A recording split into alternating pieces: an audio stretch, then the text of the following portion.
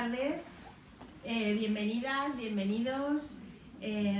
Saludamos a todos los aquí presentes, socios, ciudadanos de Quart de Poblet, a nuestra alcaldesa Carmen Martínez, nuestra concejala de Cultura Cristina Mora y a la coordinadora de la Casa de la Dona, María José Rodrigo. Y comenzamos para celebrar hoy que mañana es el Día Internacional de la Mujer y la Niña en la Ciencia. Y como sabéis, aquí en Quart de Ciencia no queremos perder la oportunidad de aportar nuestro granito de arena, y lo que queremos es que esa brecha de género en la ciencia pues cada vez sea más pequeña. Para ello nos acompaña hoy aquí Eva Ortega Paíno, doctora en Química por la Universidad Complutense de Madrid, en la especialidad de Bioquímica y Biología Molecular. Realizó la tesis en el Hospital Ramón y Cajal, si me equivoco me corriges, sobre inhibidores tumorales, y posteriormente fue investigadora postdoctoral en el Departamento de Inmunotecnología de la Universidad de Lund, en Suecia. Y allí permaneció trabajando como investigadora. Está bien, ¿no? Muchos años. Hasta 17, ¿no? Te tengo aquí todo controlado. Donde trabajó en el campo de la oncología, allí en Suecia, y la inmunología, en programas estratégicos de innovación, así como en la Red Nacional Sueca de Biobancos. Luego nos cuentas algo de los biobancos. Fue pionera en Suecia en lo que respecta al ARN interferente y la transfección de células tumorales en suspensión. Obtuvo junto a la investigadora Núria Malats una beca en la Fundación Ramón Areces para investigar en ciencias de la vida y los materiales en torno a las metástasis cerebrales. Desde 2019 es directora científica del Biobanco del Centro Nacional de Investigaciones Oncológicas, el CENIO, y también ha desempeñado distintos cargos, como vicepresidenta de la Sociedad de Científicos Españoles en Suecia, consejera por Suecia del Consejo General Ciudadanía Española en el Exterior y del Consejo de Residentes Españoles. Y desde julio de 2019 fue nombrada secretaria general de RAICES, la red de asociaciones de investigadores y científicos españoles en el exterior. Pero Eva, hoy estás aquí porque has conseguido realizar tu sueño, que desde pequeña era ser científica. Sí, eso es. Seguro que tienes muchas anécdotas que contarnos y nosotros de escucharte. Cómo ser mujer, madre e investigadora sin morir en el intento. Muchas gracias.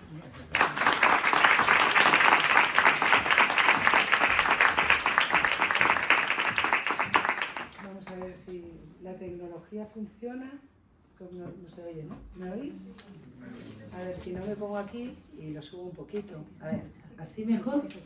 Así mejor. Bueno, yo la verdad que grito bastante también, ¿eh? O sea que, bueno, autoridades, vecinos de Poblet, querido Paco, querida Gracia, es maravilloso ver tanta gente cuando un viernes tenéis que estar tomando caña. Hemos trabajado toda la semana. Esto, vamos, me parece... Estoy yo por hacer la foto para Twitter. Es decir, toda la gente que ha venido a verme cuando debería estar allí relajándose en un bar y hablando con los amigos y vecinos. Muchas gracias, Paco, por invitarme. No podría decir nunca jamás a tu invitación que no, y estar aquí con vosotros. Un viernes justo antes del Día Internacional de la Mujer y la Niña en la Ciencia, que lo celebramos mañana. Y yo que pensaba, digo, me voy a preparar mentalmente esta presentación para que quede chula, pues ha sido todo el camino intentando preparar todas las actividades que tenemos para visibilizar. Partes son carencias, partes son todavía brechas que tenemos las mujeres en el campo de la carrera científica, en el campo de las ciencias, pero también pues para incentivar estos roles, estos referentes para las niñas que van a ser científicas en el futuro.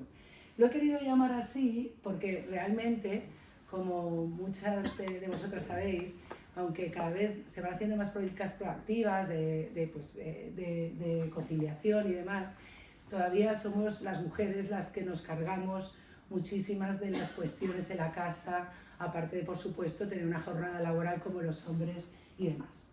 Bueno, pues os voy a contar un poco. Yo siempre fui una niña muy rebelde, muchísimo.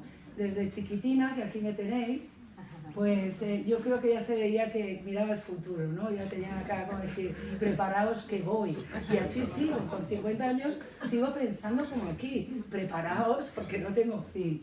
Y mis padres tuvieron la idea de meterme en un colegio religioso, Santa Francisca Javier Cabrera, que está en Madrid, en el cual evidentemente tras desarrollarme unos años y acabar siendo gótica en los años 80 no pegaba ni con cola. Lo único que era una buena niña y tenía buenas notas. Las monjas siempre me decían, bueno, querían que fuera monja con esta facha. Me animaba a todo, bueno, pues si yo les decía, es que no me gustan los hábitos, bueno, misionera. Y yo decía, pero qué empeño tienen que les dé por ayudar. Y es verdad que no era muy mala niña, ¿no? Entonces decía, bueno, esta chica a lo mejor. Y entonces, bueno, aquí, si veis, fijaros aquí, estoy ahí todavía, qué desfase, todas las niñas y yo con el pelo cargado en el Congreso de los Diputados, allá para segundo o tercero de BUP, con lo que opté que no iba a seguir más con las niñas, aparte que era un colegio solo de niñas, nos empezaron a meter niños en la edad justo donde empezábamos a desarrollar hormonalmente. Yo tenía 15 años cuando empezaron a meter a los niños en COU.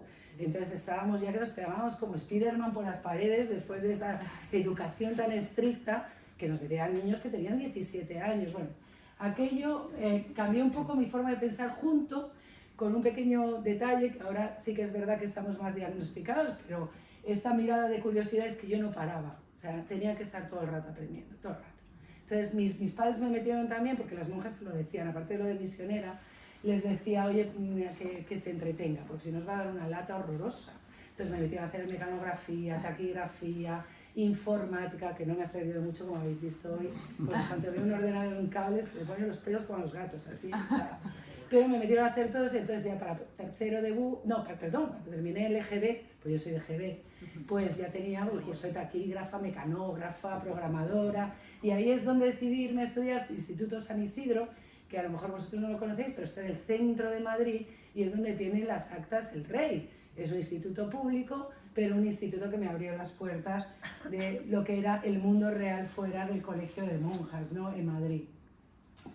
Entonces de aquí, bueno, pues dada este dinamismo que siempre tuve, pues yo ya también haciendo COU, pues me preparaba cursos de programación en COBOL o en base de datos. Y cuando terminé la carrera, mi padre, todo lo contrario, cuando terminé el instituto, mi padre, que era enfermero, ya se ha jubilado, trabajaba en el Hospital Ramón y Cajal, me dijo, bueno, para tenerme otra vez entretenida, si quieres en los veranos, cuando tengas un ratillo, pues puedes trabajar de secretaria. Y él se pensaba que se me iba a olvidar. Entonces, claro, pobre, ¿no? Entonces, cuando cumplí los 18 años, dije, ¿tú no me dijiste que yo podía ser secretaria? Y así empecé mi carrera profesional. A los 18 años, a la vez que estudiaba la carrera de Ciencias Químicas, pues empecé a trabajar en el Hospital Ramón y Cajal como auxiliar administrativo. Es decir, yo estaba en urgencias, cogiendo los datos de los pacientes que llegaban por urgencias y los desviábamos. La verdad, sí, os he de ser sincera, si me permitís que os tutee, por supuesto, el trabajo más divertido que he tenido en mi vida. No sé si es porque era muy joven y una inconsciente, porque conocí a mis amigas, las que siguen siendo todavía en ese trabajo, pero me pasé. Era la tía más feliz de la tierra trabajando como secretaria en urgencias de un hospital. Pero bueno, llegó el momento que, claro, yo, como desde chiquitina quería ser científica, como bien has comentado, lo tenía clarísimo desde los 4 años. No tenía ninguna duda que quería dedicarme a eso. Lo único que también fui cambiando. Yo decía, alguien me decía, pero si es que no vas a ganar dinero haciendo eso. Lo cual tengo que decir que es verdad. ¿Para qué nos vamos a engañar? Pero entonces yo decía, bueno, entonces pues voy a hacer arquitectura, ¿no? Porque parece que con eso se gana más dinero.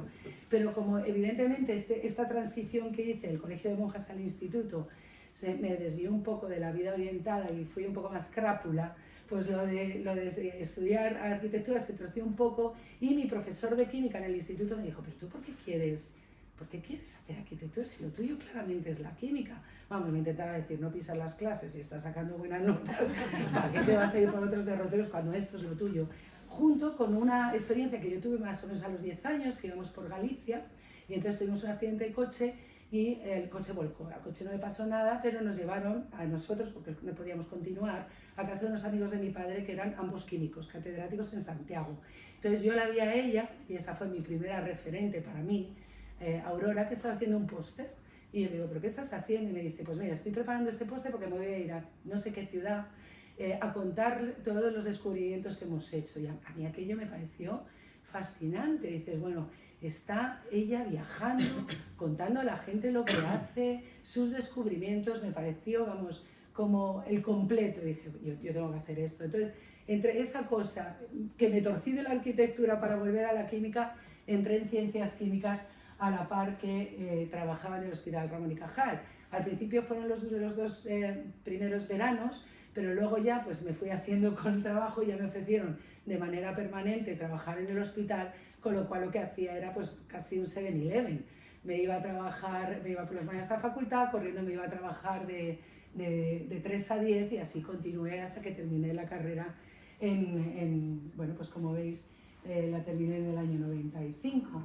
Y de ahí, pues, como ya me conocían en el hospital, pues el jefe del departamento de inmunología me dijo, ¿y tú no querrás hacer una tesis, no? Y yo a todo digo que sí, lo mismo que a Paco, a todo lo que me preguntan, tengo el sí por definición, que es algo que mis amigos en Suecia me dicen, vamos a entrenar, a ver, ¿se puede decir que no? Es que no sé, me cuesta mucho, bueno, pues sí. Y entonces me metí también, intenté hacer al principio la tesis trabajando, pero aquello sí que fue un calvario, incluso yo ya no podía. Entonces dejé de trabajar como auxiliar administrativo y me metí a estudiar, hacer mi tesis doctoral, que como bien has dicho fue en inhibidores de proteíntirosinquinasas, que son unas enzimas que están implicadas en el desarrollo, la proliferación de células. Y esto lo que llevó es que desde ese año hasta el día que estamos hoy he trabajado siempre en cáncer, de alguna manera relacionado con la inmunología al principio y luego en cáncer puro y duro, buscando en este caso inhibidores, o sea, sustancias que bloquearan esa reproducción incontrolada, porque como dice un muy buen amigo mío, que es uno de los mayores científicos que tenemos aquí en cáncer, Carlos López Otín, dice, las células cancerígenas son inmortales porque no se mueren, son egoístas porque son capaces de sacrificar nuestro organismo para seguir creciendo, no les importa, son tan egoístas que no les importa que nos muramos con tal de ellas sobrevivir, y son viajeras, porque cuando ya están aburridos de crecer se van a otros órganos donde hacen aquello que se llama metástasis. Entonces, bueno, pues yo ya me doctoré, tardé pues bastantes años, porque claro, como quería trabajar también, bueno, pues a los 7 años me doctoré y ahí me vino uno de mis referentes, que fue masculino, que fue mi director de tesis. Me dijo, bueno, ¿tú quieres hacer ciencia? Y yo le dije, yo sí. Y dije, pues te tienes que ir. Tú tienes que irte fuera, tienes que irte por lo menos un par de años. Porque la carrera científica, ahora estamos hablando, ya lo veréis, porque enrollo como las persianas, pero lo voy a contar todo, ¿verdad? Yo he venido aquí a darlo todo.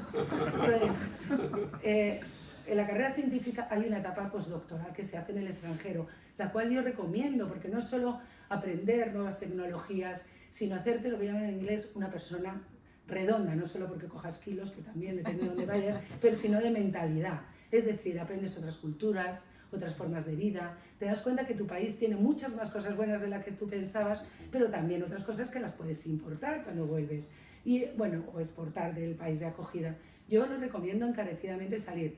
Es verdad que es bueno salir sabiendo que uno va a poder retornar y revertir todo el conocimiento que hemos adquirido, porque nosotros costamos mucho al Estado, mucho. Cada alumno de la escuela pública y que se desarrolla en una universidad pública cuesta, hasta que llega a un grado de doctor, como $500.000 de euros por alumno. Lo de las tasas que pagamos en la universidad casi es simbólico. Con lo cual, lo que sería interesante es que nosotros pudiéramos en algún momento, después de haber aprendido y adquirido buenas experiencias científicas y nuevas tecnologías, traerlas aquí, ¿no? Y revertir al sistema aquellos que quieran, por supuesto.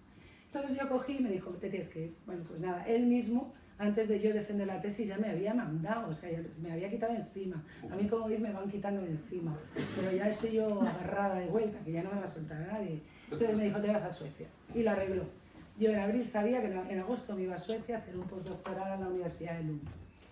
Y allí que me presenté, y aquí os enseño, yo estuve aquí es donde está Lund, está en el sur de Suecia, y he conectado por este maravilloso puente, que es el puente de Öresund, que conecta Suecia con Dinamarca, con lo cual está pegada a lo que nosotros llamamos tierra firme, ¿no? Porque Suecia es una península junto con Noruega, y parece que no, pero ahora con el puente estás más cerca de Europa, pero antes tenías que ir en ferry y todo. Y yo, pues allí estuvimos un poco entre Lund, y mi marido, que era inglés, que le conocía aquí en Madrid, pero también le exporté allí, pues quería irse como buen inglés a la campiña, y allí la campiña es todo, porque claro, es un país larguísimo, son como 2.700 kilómetros de país hacia arriba, como veis, y tiene 10 millones de habitantes. Entonces hacen chistes que no los voy a relatar porque son un poco groseros, pero vamos, por conocer gente hacen de todo, ¿no? Porque por aquí, es que en esta parte, ay, perdonad, a ver, en esta parte, aquí, es que pueden pasar 100 kilómetros y no ves a nadie.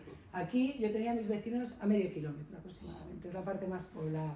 Y él decidió irse a una pequeña granja. Compramos una granja que veis aquí en invierno, que esto había que sacar los coches a palazos. Me volví, además, como con gigarra, ¿no? Desenterrando coches. Y esta era la maravillosa primavera que había allí en Escona, en Escania, para nosotros. Si alguno de vosotros lee y os gusta Henning Mankell, con el inspector Wallander, no sé si alguno... Bueno, pues yo vivía en el centro del hachazo. Todos los crímenes se hacían ahí, en esa zona de aquí de Escona. Bueno, y ahí estuve, pues estuve unos cuantos años en la Universidad de Lund y me entró otra vez este fervor de que yo veía que no avanzaba. Dije, uff, tengo que dar un cambio ya. Y me busqué y dije, me voy a la privada. Y me fui a Noruega. Me fui 2 años a Oslo. A todo esto, mi primer hijo nació en Suecia y me fui a Noruega con mi primer hijo y al pobre le metí no solo a estudiar también en sueco, inglés, porque su padre era inglés, y español, sino que también al pobrecillo empezó a aprender noruego y además le metí en una guardería que era exterior. Os hago la idea que solo la cerraban cuando hacía menos de -12 grados. Mientras tanto estaba afuera, la pobre criatura. Yo no sé si me guarda algo.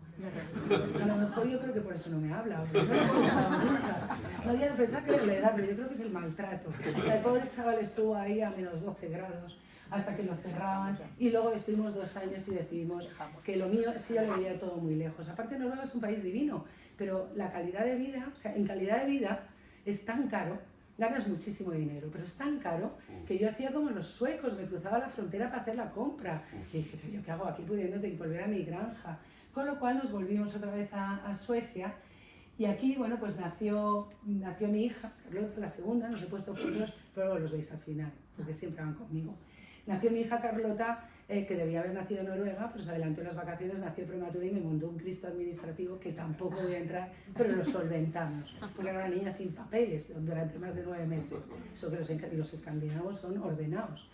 Y ya nos quedamos. Y ahí pasó una cosa bastante triste, y es que cuando nos volvimos, yo no volví a la universidad directamente, sino que monté una empresa. Era una empresa en colaboración con Alicante, de hecho, sobre inseminación in vitro, temas de turismo de fertilidad, por razones distintas, porque los escandinavos no anonimizan la donación, es decir, que cuando un niño a los 18 años quiere saber cuál es su padre o su madre, pues llama a la puerta, un niño o una niña, por supuesto, dice, soy yo. Claro, aquí, gracias a Dios, o bueno, como se vea, eso depende de cada uno cómo haga su lectura personal, pues cuando uno dona un óvulo o esperma, pues no se reconoce el niño o la niña, no tiene derecho a saber quién es el padre, con lo cual te quitas esta llamada a la puerta y te da un poco más de tranquilidad para la donación. Entonces ellos querían hacer este tipo de negocio de derivar pacientes porque había mujeres que esperaban más de 2 años para poder obtener un óvulo, muchas veces lo intentaban con las hermanas, pero claro, ahí sí que hay un montón de problemas éticos y... Bueno, el caso es que justo cuando estábamos ahí, también me llamaron desde los colegios públicos porque empezaba el español a tener un auge tremendo en Suecia. La primera lengua, por supuesto, era el sueco, la segunda era el inglés, que lo aprenden todos como si fuera el sueco, y la tercera, en principio, era el alemán, pero pegó un cambio radical y empezó a ser el español, y no tenían profesores. Entonces me dije, bueno, en tu rato libre, ¿por qué no vienes aquí a dar unas clasecillas en el pueblo? Como aquí, ¿no? Y dije, bueno, lo que pasa es que ese pueblo tiene como 80 habitantes, y vamos. Pero, claro, no tenían y me convertí en la profesora mejor titulada de toda Escona, con un doctorado dando clases de español, inglés, química, matemáticas. Y un día, pues ya yendo a las compras, pues me llamó mi pareja y me dijo, mi marido en aquel entonces, que tenía un cáncer, que le habían diagnosticado un cáncer de esófago y que, bueno, pues las cosas no pintaban especialmente bien. Desde luego yo sabía cómo pintaban, porque llevaba toda la vida trabajando en eso. Y decidí que no podíamos estar los dos haciendo, él era traductor, que no podíamos estar haciendo los dos cositas así. Entonces volví a llamar a la Universidad de Lund y gracias a que tenía una excelente relación con el mismo catedrático al cual dejé plantado, pues me dijo, vuelve y si te interesa podemos empezar un trabajo porque la vuelta a la academia, cuando uno lo ha dejado, es muy difícil. Es muy difícil porque uno no puede dejar de publicar. El sistema es un poco pervertido en muchas cosas y entonces no te deja retornar si tú no tienes los suficientes méritos. Con lo cual me dijo, vamos a empezar una red de biobancos, yo creo que te puede interesar, y empecé pues trabajando un 50%. Ni que decir tiene que el desenlace, os lo imagináis, a los 3 años del diagnóstico se murió, como era de esperar y como sabíamos. Y pues me quedé allí con los niños, los 3 niños, ya había nacido mi pequeñín, Eduardo, que solo tenía 1 año cuando le diagnosticaron el cáncer, y nos quedamos una temporada hasta que un día pues un compañero amigo me dijo, oye, que ha salido una plaza en el Centro Nacional de Investigaciones Oncológicas y que es de biobancos. Y yo conocía también al director de la red internacional y me dijo, pues no lo echas, si eso está dado. Ya sabéis todos estos prejuicios, ¿no? Pero que me haga coger, si yo estoy abandonada, que lo eches que nunca sabes. Y efectivamente, nunca se sabe. En el año 2019, yo gané la plaza en el 2018, me dejé que los niños terminaran su colegio y en el 2019 me vine al Centro Nacional de Investigaciones Oncológicas, donde en aquel momento pues el biobanco contaba éramos 5 en total, y esta es la foto a día de hoy, 3 años después, con investigadores de Canadá y de Estados Unidos que han venido de visitantes, de sabático, y donde realizo mi actividad profesional, la que me paga. Luego tengo, como veréis, otras muchísimas que no me pagan, pero que me hacen tan feliz como la que me paga. Y la que me paga sigue estando relacionada con el cáncer. Os doy unas cifras, no es nada para ponernos nerviosos, es verdad que ahora 1 de cada 3 personas sufren de cáncer, todos aquí tenemos a alguien cercano que padece, que hemos padecido o que padeceremos cáncer, y es verdad que en unos años seremos 2 de cada 3. Buenas noticias, pues que el 50% de los cánceres ya se curan, y hay muchísimas mujeres que desde luego no fallecen de cáncer de mama, muchísimos cánceres que se detectan de manera precoz, hay un montón de screening, ¿no? De testado para próstata, para mama, para otras, para colon, programas, y ya cada vez pues son menos las personas. ¿Cuál es el primer motivo? A ver si alguien es así visionario de alguna manera o puede adivinar cuál es el primer motivo, la razón principal por la que uno puede sufrir de un cáncer. ¿Cuál creéis vosotros que es? El envejecimiento, que cada vez vivimos más. Claro, que hemos luchado, hemos sido capaces como humanidad de combatir contra pues, las cosas que nos mataban, que eran las infecciones. Nos mataban pues, la parasitación, la infección vírica, la bacteriana y todo eso, pues gracias a los antibióticos retrovirales hemos conseguido, y un montón de otros medicamentos, hemos conseguido sobrevivir. Entonces, ¿qué pasa? Que nos vamos haciendo cada vez más mayores. Y con el envejecimiento viene el mayor riesgo de sufrir cáncer. Y luego, por supuesto, todo lo que habéis dicho, el tabaquismo, todos los agentes externos que son evitables, el tabaquismo, el alcohol, por supuesto infecciones víricas, porque no sé si sabéis, pues por ejemplo hay cáncer de cérvix causado por el papilomavirus, como otros cánceres también de cuello y garganta, también puede haber cáncer hepático causado por virus, evidentemente el estar expuesto a sustancias químicas que son nocivas, la obesidad hay un enlace directo también con el cáncer, y para eso lo que tenemos que hacer es ejercicio. Es muy bueno tener, o sea, la forma de prevenir, hay cosas que que nos pueden prevenir, no nos garantizan no sufrir cáncer, eso es verdad, pero sí que nos van quitando papeletas, ¿no? Unas poquitas al menos, que es hacer deporte diariamente, de alguna manera, no hay que matarse, ni correr maratones, ni nada, pero ir andando, dejar el coche aparcado, intentar consumir menos alcohol. Yo entiendo que es difícil porque uno se lo pasa muy bien, ¿no? A mí me encanta tomar unas cervezas, pero es bueno que hay que hacer equilibrios, ¿no? Y evidentemente el envejecimiento no podemos hacer nada en contra de ello. O sea, a día de hoy todos somos cada vez más mayores, la población, sabéis que España es el segundo país en esperanza de vida después de Japón, cada vez vivimos más, yo creo que están mujeres entre 82, 83 y hombres por ahí.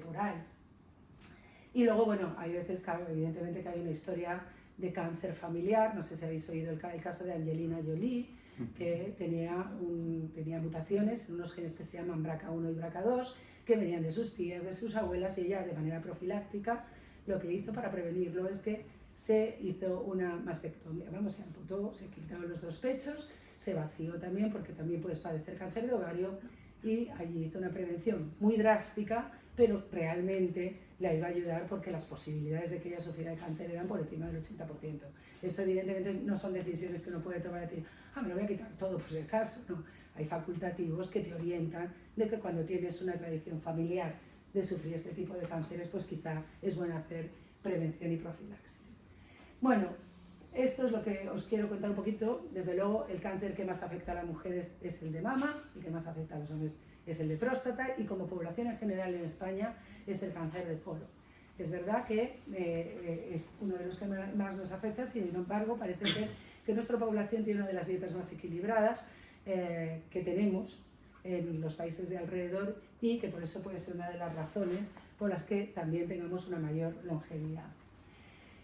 Y ahora os voy a contar la película en la que yo trabajo, porque es importante. Bueno, nosotros, ¿qué es lo que hacemos en cáncer? Nosotros lo que hacemos en cáncer es buscar marcadores en nuestras células, en nuestros tejidos, que nos puedan ayudar a diagnosticar bien, nos puedan dar a mirar un pronóstico de una enfermedad o a encontrar dianas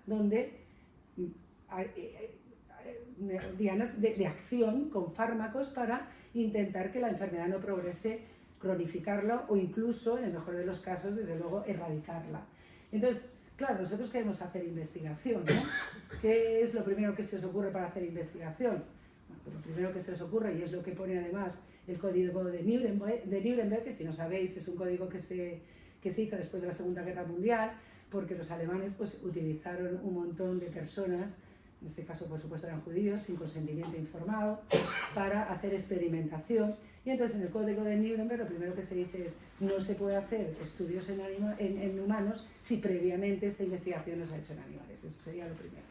Ahora también es verdad que intentamos también disminuir el uso de animales por cuestiones éticas, porque tampoco puedes estar creciendo animales en toneladas para sacrificarles. Y ahora estamos desarrollando otros sistemas in vitro, como son los organoides, pequeños órganos que se hacen en platos, mimetizando lo que tenemos dentro del organismo. Pero claro, nosotros queremos desarrollar fármacos, nos queremos curar. Entonces, ¿qué es lo que necesitamos? Bueno, animales, pero luego tenemos que probar que funciona en nosotros, ¿no? Y entonces, antes de dar el salto en las personas, como nosotros, pues tenemos que tener células, tenemos que tener muestras, y esto es en lo que yo trabajo. Nosotros trabajamos en el Centro Nacional de Investigaciones Oncológicas recogiendo estas muestras de donantes. Pueden ser sanos, por supuesto, o donantes que tienen una patología. En este caso, la nuestra principalmente es cáncer, que bajo consentimiento informado, y eso nunca se debe olvidar, nadie puede donar sin firmar un consentimiento. Nosotros no podemos cogerlo, porque estaríamos rompiendo la ley, claro, estaríamos quebrando. Entonces, bajo consentimiento informado, deciden aportar sus muestras para, primero, la primera finalidad es diagnosticarles y tratarles, y luego, si sobra muestra, la pueden donar a investigación. Y esto es lo que hacemos. Nosotros, yo creo que somos parte del pilar de lo que llaman ahora la investigación translacional, es decir, desde la cama del paciente, pasando por la investigación para revertir otra vez en el paciente con fármacos. ¿Y qué es lo que hacemos? Pues como veis aquí, tenemos un montón de cajitas, de tubitos, de tanques de nitrógeno líquido, donde almacenamos distintas muestras. Pero claro, almacenar no vale para nada si luego esas muestras no se ceden a la investigación. Entonces, lo que hacemos es eso, ceder muestras, pero estando seguros de que el donante jamás, la integridad del donante va a ser quebrantada. O sea, que salvaguardamos siempre la integridad de los donantes. Es decir, que cuando damos la muestra, nadie pueda identificar quién es el donante. Estas muestras se dan en conjunto y la investigación que se hace de manera agregada, como un pool, ¿no? Como un colectivo. ¿Qué tenemos en nuestro biobanco? Pues para contaros, yo la verdad que estoy contentísima, porque tenemos unas colecciones preciosas. Una de las colecciones de las que yo más orgullosa me siento es que montamos la Red Nacional de Metástasis Cerebral. ¿Y por qué os lo digo? Os digo porque para mí, como mujer y como madre de mi hijo, el único recuerdo que tiene mi hijo pequeño de su padre eran las crisis epilépticas que tenía por la metástasis cerebral que le dio tras el cáncer de esófago. Entonces, cuando llegué aquí, el investigador me dijo: oye, una vez más, ¿tú te atreverías a montar algo para traer muestras? Comprenderéis que la respuesta fue dedicación absoluta. Para mí es una cruzada. Entonces, hemos montado una red que tenemos ya más de 18 hospitales a nivel nacional, que está financiada por la Fundación Ramón Areces y que cada vez está más cerca de encontrar, porque este investigador es una auténtica eminencia en el campo, más cerca de encontrar una respuesta de por qué las metástasis cerebrales tienen esa naturaleza y cómo las podemos atacar. Y aquí, bueno, pues jugamos no solo con la investigación, no jugar en el sentido, sino que también hemos incorporado asociaciones de pacientes en cáncer, para que nos cuenten cómo lo viven, cómo nos pueden ayudar a diseñar esos consentimientos informados, para que todos y cada uno de vosotros, cuando lo cojáis, entendáis lo que nosotros os estamos comunicando que vamos a hacer con esas muestras. Ese es un proyecto. Luego, otro cohorte que tenemos, que a mí me encanta, son la de tripulantes de cabina de pasajeros, es decir, los azafatos y las azafatas. Por su condición laboral tienen un altísimo riesgo de enfermedades y de mortalidad. De hecho, se jubilan muy pronto. Entonces, ellas, bueno, digo ellas porque me vais a dejar que utilice ellas porque principalmente son mujeres, llamaron a esta puerta para decir, oye, queremos daros muestras para a ver si se puede avanzar en la investigación, pues para temas cardiovasculares. Ella puede sufrir desde cáncer de tiroides, enfermedades cardiovasculares, problemas de reproducción, un montón de cosas, porque daros cuenta que cambian de franja horaria cuando hacen vuelos transoceánicos, y ahí hay algo que se dice que es el cambio de ritmo circadiano. Nosotros no producimos las mismas sustancias por la mañana que por la noche. Entonces, cuando alguien está cambiando constantemente de franja horaria, tiene un riesgo tremendo de sufrir distintas patologías. Entonces, le recogemos desde sangre, heces, uñas, para metales pesados, y esto, de una manera altruista y totalmente dedicada a la investigación, está abierto para que cualquier investigador pueda llamarnos y, bajo aprobación ética, por supuesto, tanto de un comité de ética para su proyecto como para nuestra sesión, puedan investigar en este colectivo. Y luego tenemos una cohorte también bastante lucida de coronavirus, porque cuando saltó la pandemia, evidentemente, por mucho que nuestro biobanco fuera de cáncer, entenderéis que tuvimos que aunar fuerzas para hacer proyectos de investigación de coronavirus, aparte de todas las colecciones que tenemos también de cáncer.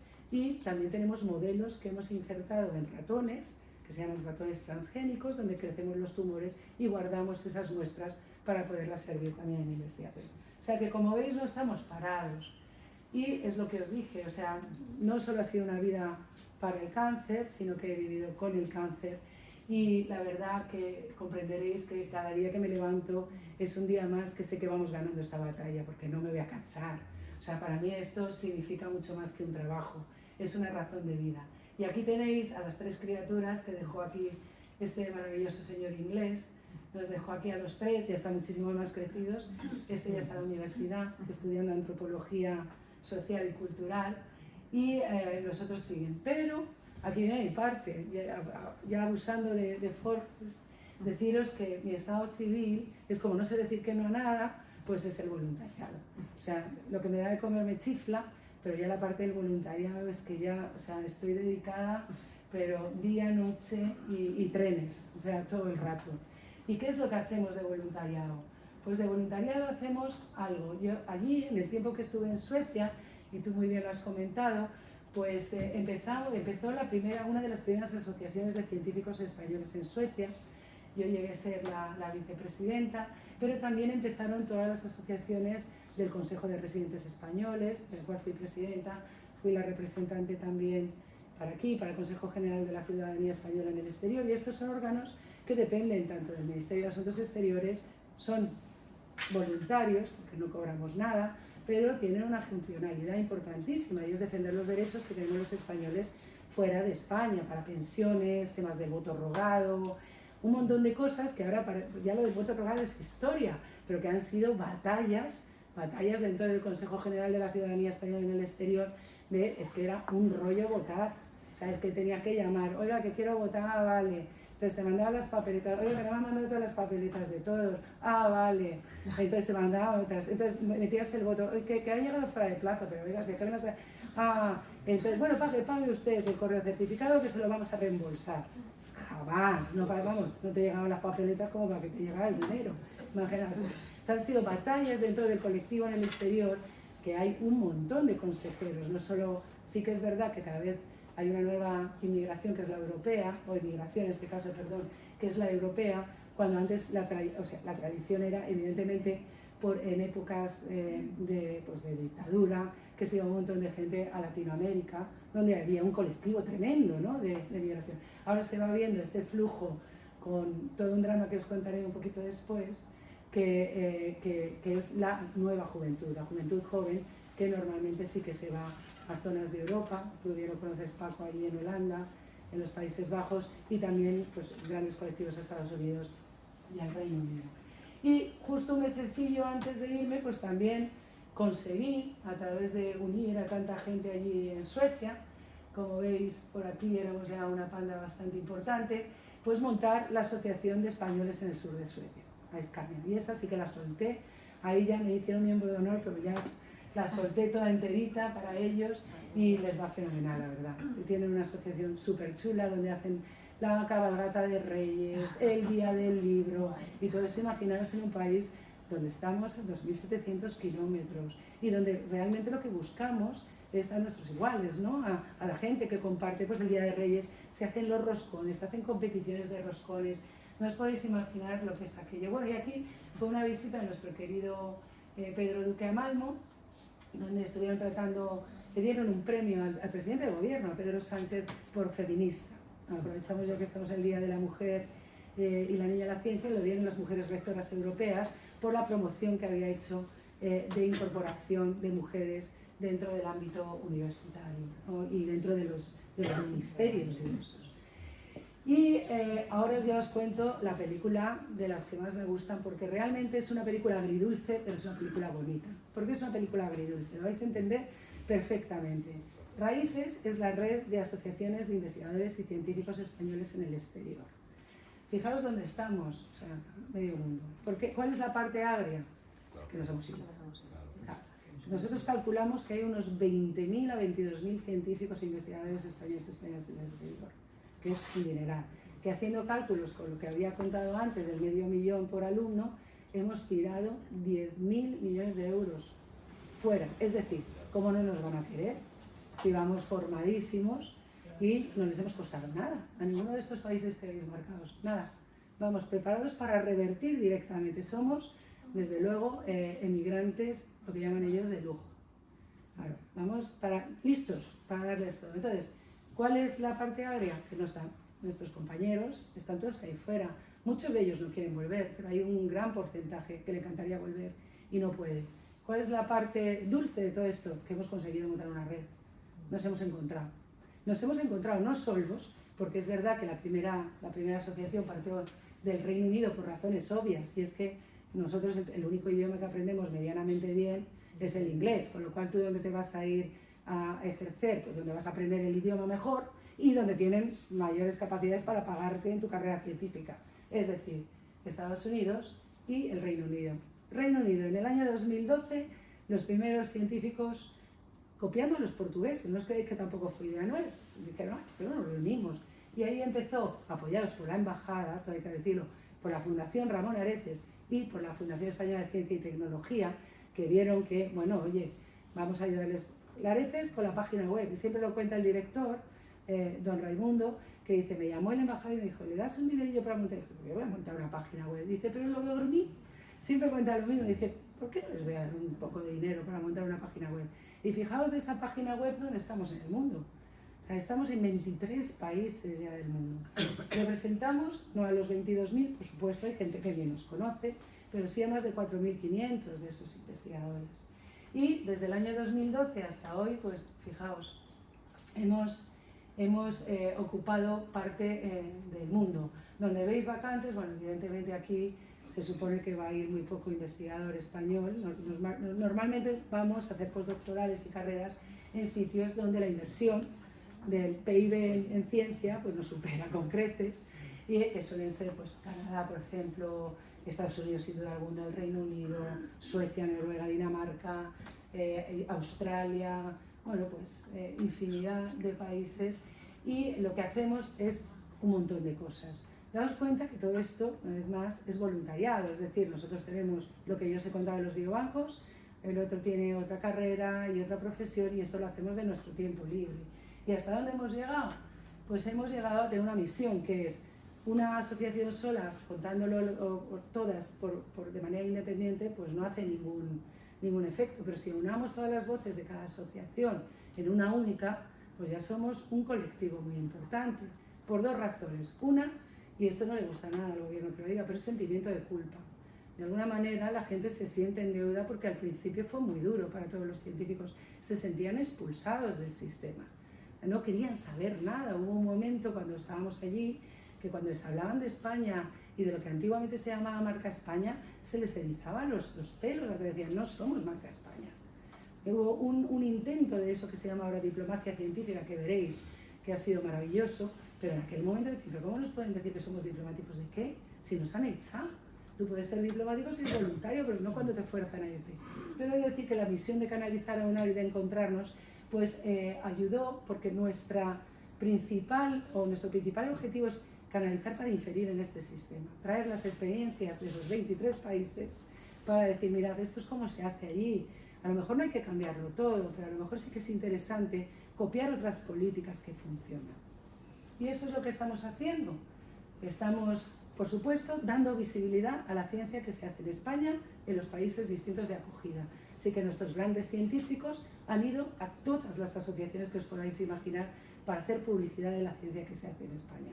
Somos un escaparate de nuestra ciencia, pero también para que la ciencia que se hace fuera, es decir, de nuestros compañeros, se conozca aquí, porque igual que allí nos reciben, pues sería divino que aquí nos recibiesen con los brazos abiertos, ¿no? Que atrajesen ese talento, que hay mucho y muy bueno fuera.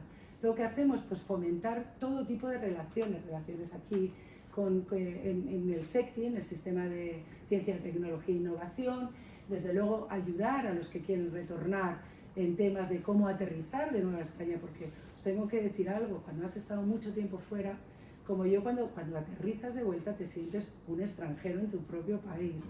Primero, la administración no funciona como tú te la esperas, y esto que tenemos a las autoridades es bueno que lo hayan escuchado, porque cuando llegas en Madrid tú te tienes que censar, pero es que no comunican con nadie.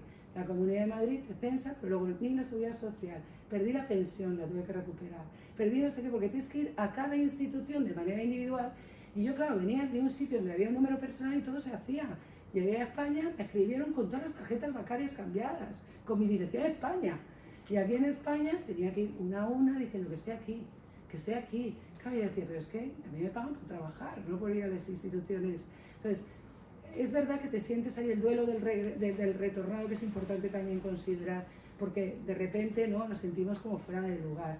Y bueno, pues como veis, lo que intentamos es generar acuerdos, abrir puertas para que otras gente puedan hacer colaboraciones en el exterior, para que se traigan, pues ahora que empieza la cosa de muy bien, ¿no?, que España va a tener la presidencia del Consejo Europeo, también, ¿no?, juntar a esa diáspora científica que tenemos fuera para dar visibilidad a todo lo que tenemos aquí y allí, que somos muchos.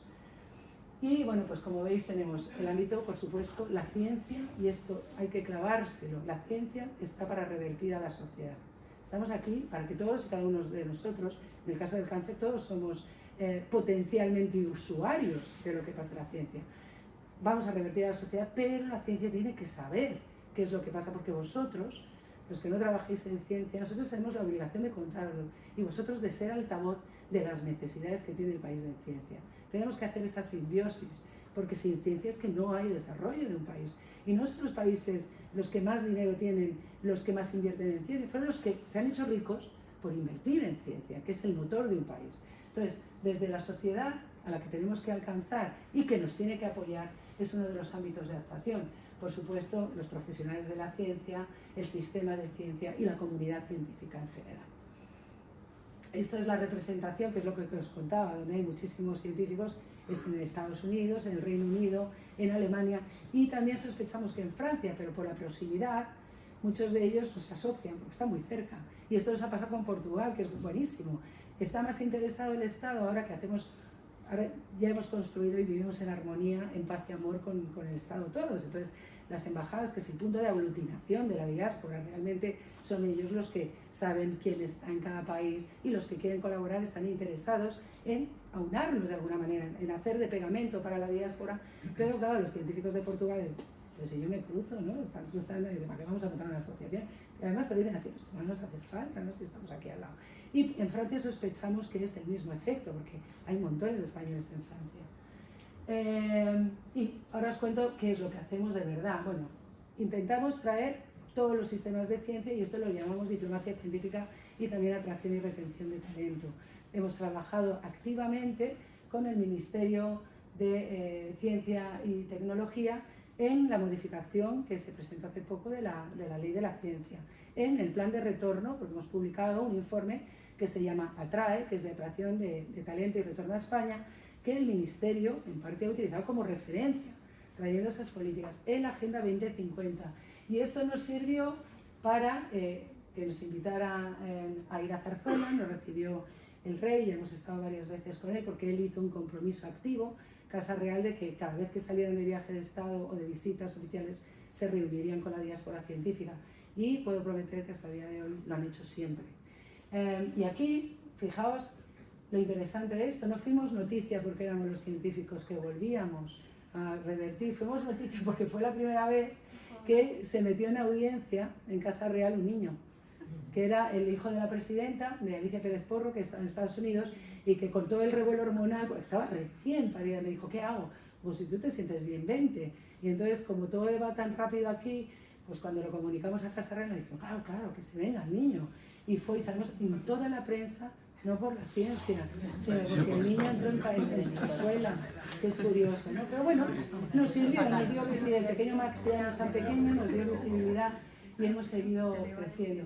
¿Qué hacemos también? Pues tenemos divulgación científica. Yo, un martes sí y uno no, voy a Radio Nacional de España, Radio Exterior, para dar visibilidad, hacer entrevistas a todos los científicos que tenemos allí fuera y quieren ser entrevistados, que no os creáis que les gusta a la gente contar lo que hace, a veces que nos cuesta encontrar, por vergüenza, porque, bueno, nunca sabes qué te van a preguntar, ¿no? Y aunque son entrevistas de verdad, de sota, caballo y rey, porque yo no doy mucho más de mí, o sea, que es que, ¿qué haces fuera? ¿Por qué te has ido? ¿Qué piensan tus padres? Porque estas cosas que luego los padres, ya sabéis, y los abuelos, y las abuelas son las que ponen la radio y he oído a mi nieta que hablaba, entonces no le vamos a poner, cuéntame por favor qué haces con el grafeno, vamos, si me cuesta a mí saberlo, entonces son cosas muy básicas, pero les da miedo.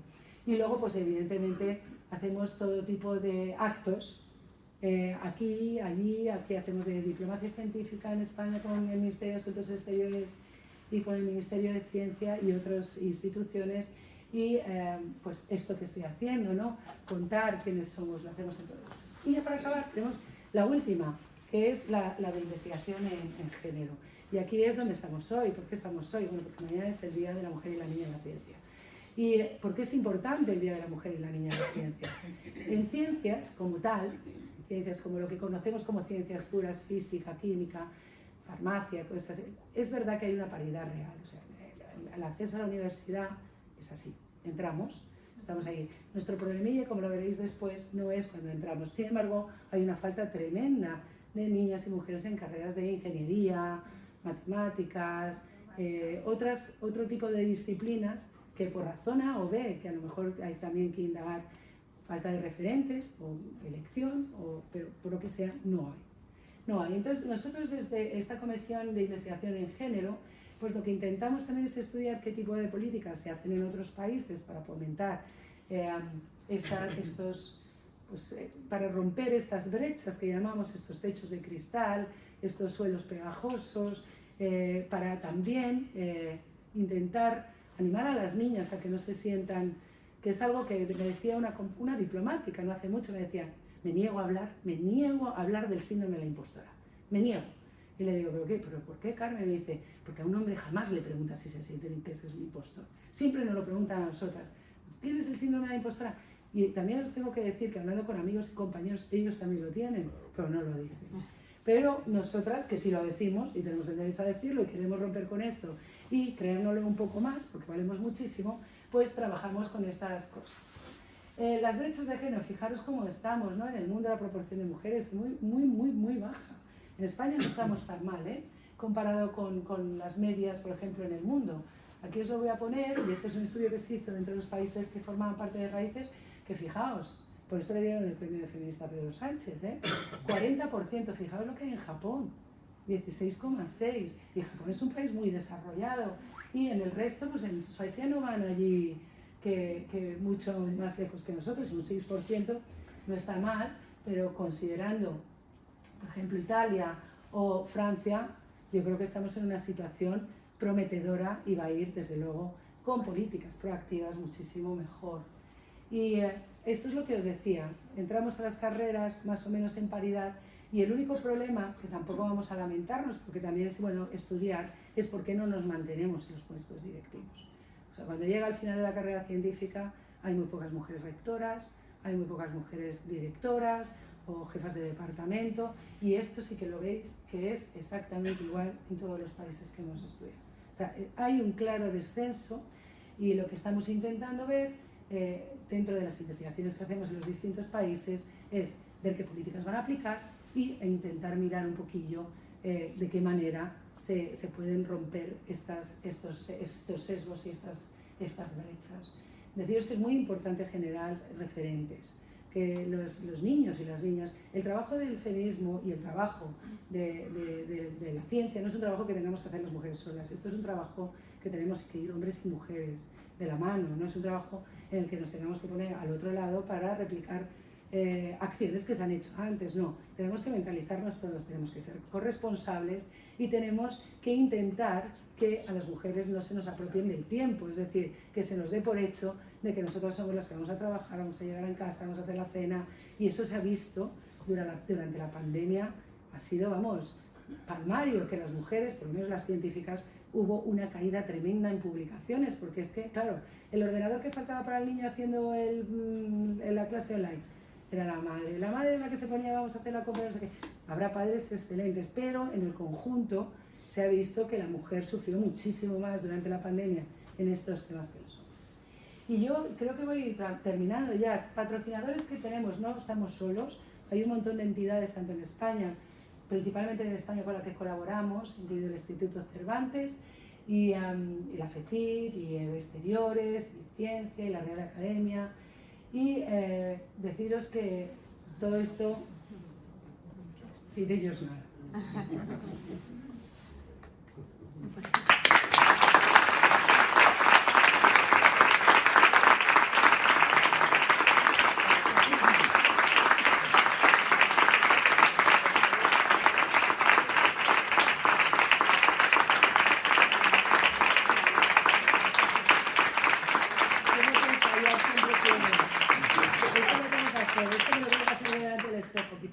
Los niños, lo consigo porque yo soy flamenquita, llega la foto los niños y que no puedo.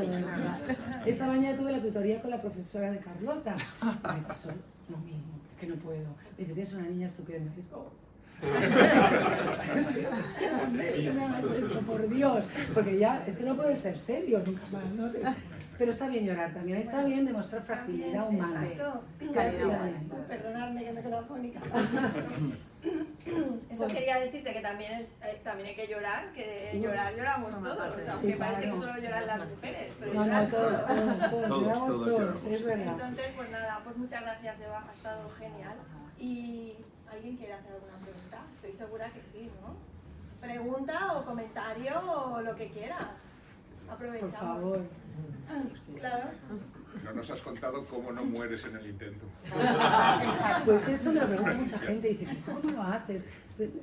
No muero en el intento porque efectivamente no estoy diagnosticada. O sea, como cogí ese ritmo desde muy pequeña, pues es que me cuesta muchísimo salir de la espiral. Pero estoy en el camino de enmendar. Ya voy diciendo del rato, voy a dejar de ser secretaria general. Porque no sé contar los biobancos, soy la coordinadora, por supuesto, de este biobanco a nivel nacional y la representante en Europa del consorcio. O sea, es una locura, pero me voy a moderar.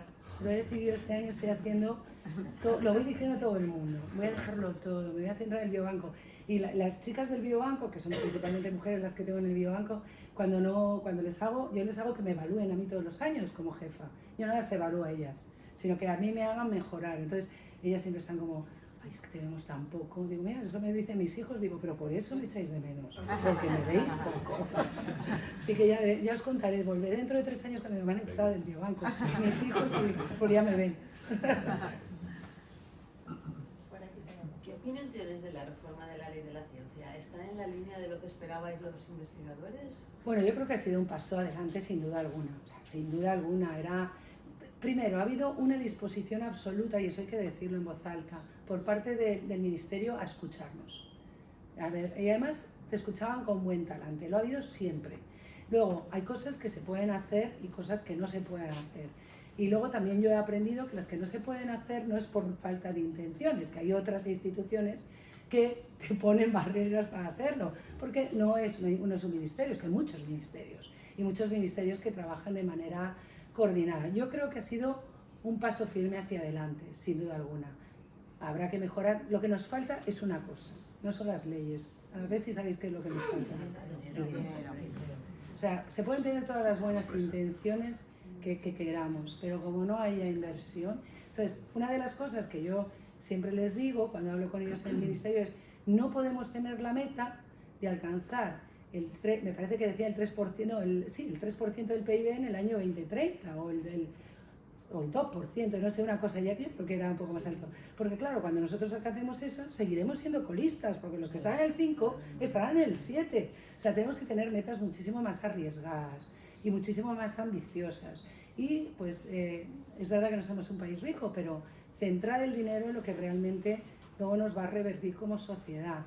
Es verdad que la ciencia, y lo habéis visto en la pandemia, no es cortoplacista, la ciencia es largoplacista. O sea, y lo que ha pasado en la pandemia, evidentemente, tener una vacuna en un año, que evidentemente no nos libra, como habéis visto, de contagiarnos, pero sí de morirnos, que es una diferencia importantísima, ¿no? Porque, bueno, pues ahora te quedas en tu casa, estás con 3 días de fiebre, bueno, pero sí nos ha librado de morirnos como nos moríamos. Eso, en otras condiciones, sin haber unado fuerzas entre otros países y no haber tenido una inversión más en otros países que en el nuestro, no habríamos tenido una vacuna en un año.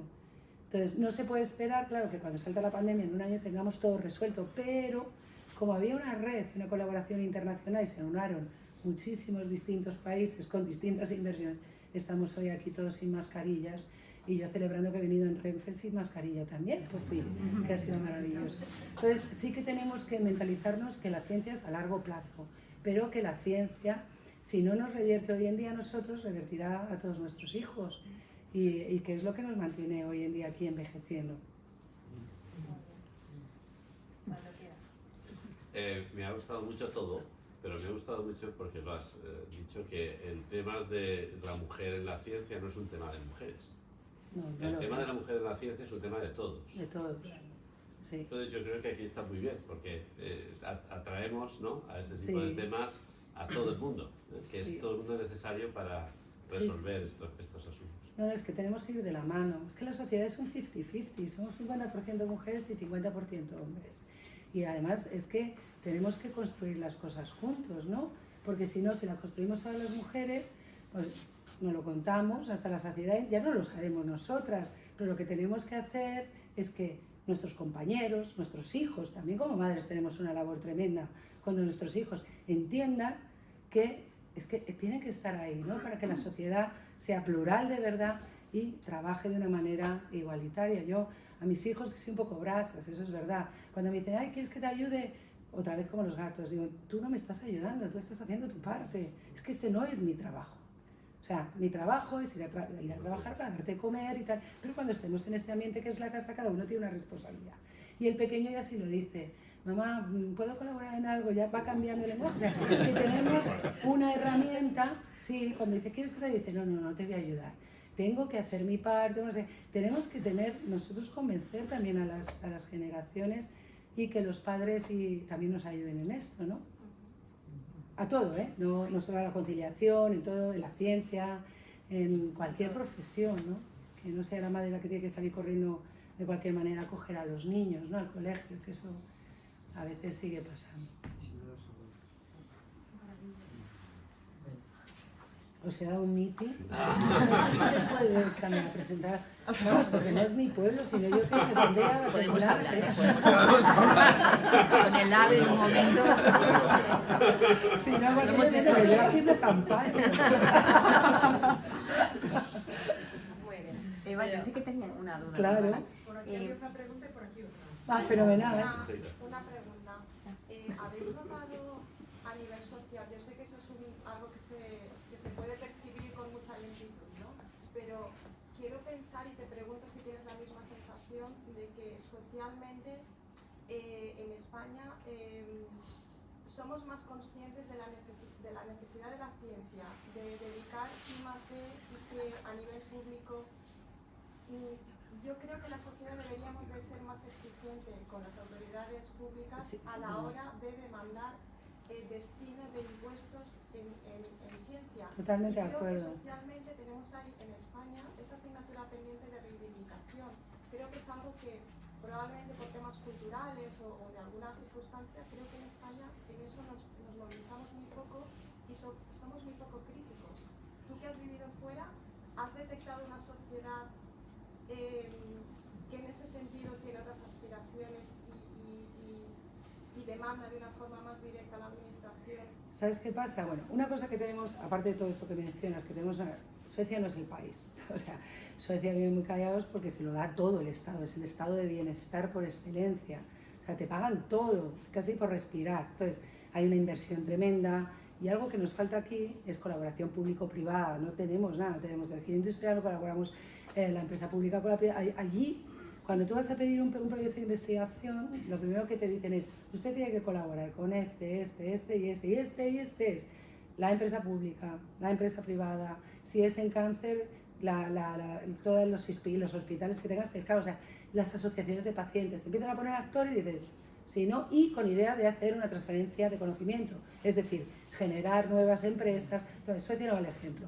Tampoco, evidentemente, no somos Francia, que están tirados todo el día a la calle manifestándose por todo. Yo creo que sí que nos falta un poco. Bueno, yo creo que a España, o sea, si me pides el análisis global, y otra vez voy al meeting político, nos falta una cosa importantísima, y es creérnoslo como país. No lo creemos.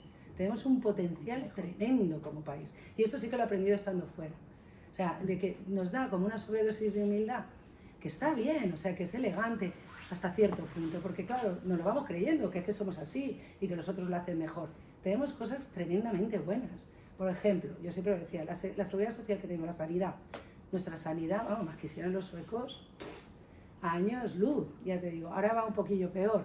Ya cuando llegué y volví a tocar terreno, digo, a lo mejor no era tan buena como la dejé, pero aún así sigue siendo buenísima. O sea, tenemos que creernos muchas cosas. Somos el país número 1 en ensayos clínicos, en donación de órganos. O sea, somos generosos, somos altruistas, o sea, tenemos de verdad que en vez de lamentarnos de todo lo que está mal, empezar a hacer eco de todo lo que está bien para creérnoslo.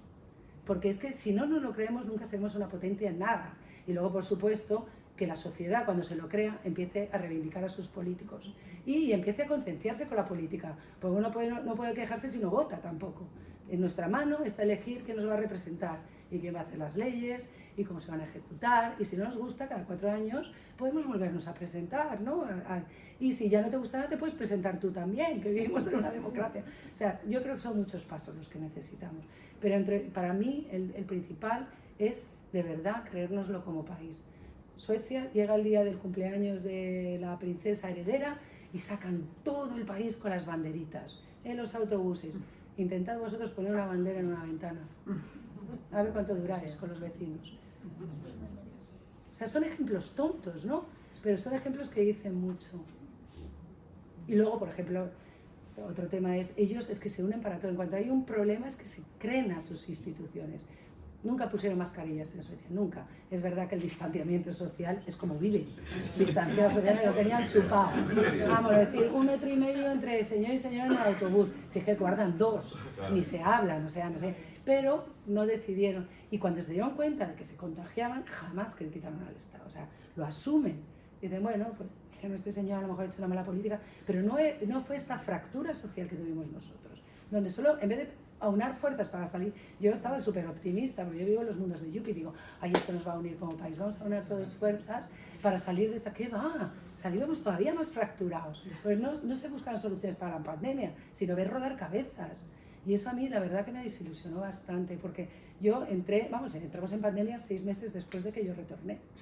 Entonces, de mi bosque que os enseñan, un piso en Madrid, viendo eso, vamos, no sé cómo no he acabado cazando moscas. Pero sí, yo creo que tu respuesta son muchas cosas, y cuando tengamos todas esas cosas, entonces la sociedad tiene que salir a la calle para pedir que efectivamente los impuestos se utilicen bien. Sí. Yo creo que sí. Tenemos otra pregunta. Nada, una duda que tengo, Eva, es tú no llegas a ver, claro, el resultado de todas las muestras que tenéis en el biobanco. Claro, eso sirven para muchísimas investigaciones, pero claro, vosotros nunca veis el resultado de esas investigaciones. ¿Tenéis acceso? Sí. Sí, lo seguimos. ¿Tenéis ese feedback? Una cosa que yo también estoy intentando cambiar, estoy intentando cambiar muchas, pero una es lo que llaman el consentimiento informado dinámico. Normalmente el consentimiento informado, y esto da también para una clase magistral, cuando es en biobancos es amplio, es decir, a la persona le dice, ¿usted quiere donar su muestra para investigación? Sin especificar, te dice sí o no. Si es asociado a un proyecto específico, le tienes que contar todo lo que va a pasar. Pues le van a mirar los niveles de diabetes y luego las muestras normalmente o se van a un biobanco o se destruyen.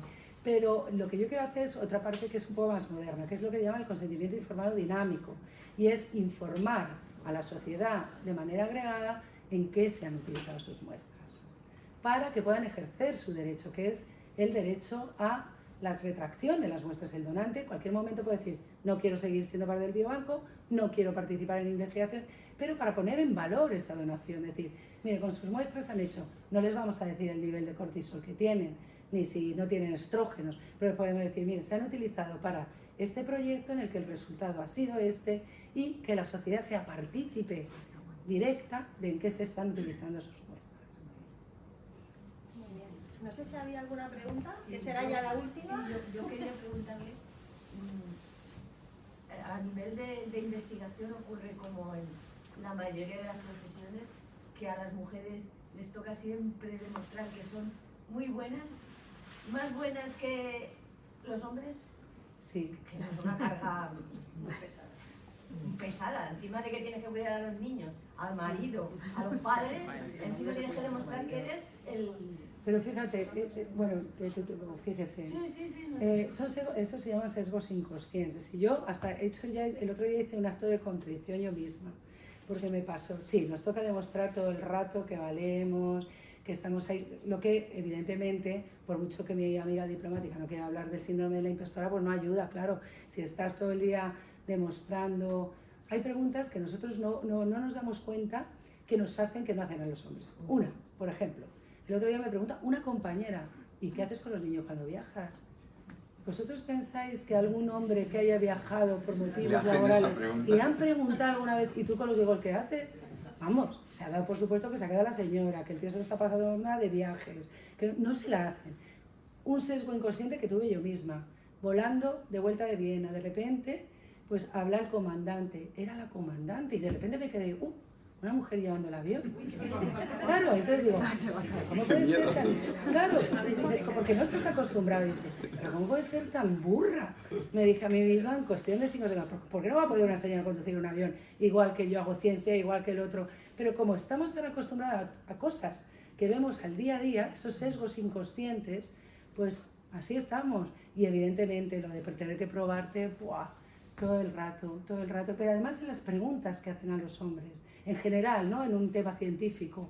Es como, luego perdonadme, pero sí es verdad, cuando veis a hombres dialogar es como, se lo creen muchísimo más, ¿no? Nosotros somos más capaces de decir, bueno, es que a lo mejor no sé, o quizá tú qué piensas. Los hombres es más como que aseveran, ¿no? Que, con todo el cariño que les tengo, ¿eh? Yo la verdad que me paso bomba con ellos, no sé, y me encanta dialogar con hombres, pero cuando les ves en reuniones es como muchísimo más aseverando que debatiendo, ¿no? Que, no sé, no quiero que me dé el ataque, ya os lo digo, yo tengo montones, vamos, mayoritariamente amigos hombres, pero sí que es verdad que cuando les ves desenvolverse no tienen que probarse tanto, porque ya está hecho desde años y años y años, que ellos siempre han sabido las respuestas. Y bueno, pues ahora a nosotros nos toca dar las respuestas, claro. Y una vez, a lo mejor lo podemos decir, ya te he contestado, ¿no? En algún momento no has estado atento. No, pero sí, tienes toda la razón. Bueno, pues Eva, se nos acaba el tiempo. Sí, que yo me tengo que volver a Madrid con estos tres.